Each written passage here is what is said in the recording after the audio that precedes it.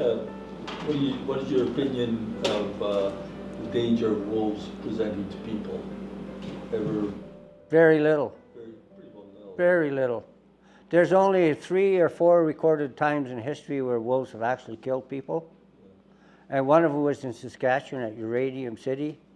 They had a great big camp there, and they were working in the oil patch, and there's a dump. And this guy, there's 23 wolves in this pack, and this guy decided he was going to go out by himself alone and take a picture of these wolves feeding at this dump. And they killed him. Yeah. But in answer to your question, you can talk to some of the Fish and Wildlife officers and the biologists. When I had my good legs and I used to radio collar wolves for them, I used to walk up to that wolf with my jacket in front of me. I'd have them in a leg hold from here to the coffee pot, and I would sit there and talk to them. Low voice. How you doing, buddy? I've got some video I can show you some. How you doing, buddy? You okay? Right? Talking to him. Then I stand up and and they won't look at you.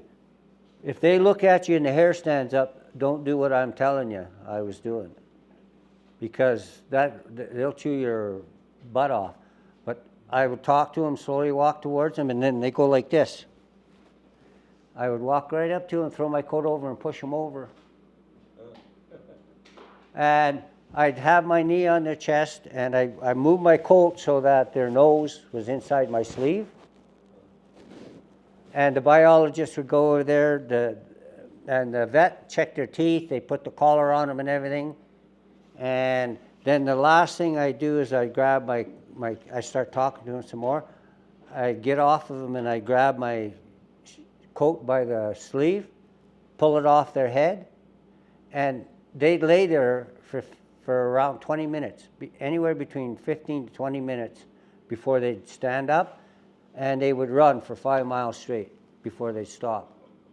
And then the vet would say, well, I wonder why they're stopped. I said, well, you know that gauze you put, they had that tiny little cut and that gauze you put on their foot? He's taking that gauze off of his foot. That's not natural for him, right? Just like that trap on his foot wasn't natural, right? More than that. Oh, I've been bit by coyotes and foxes and damn wolf traps more than...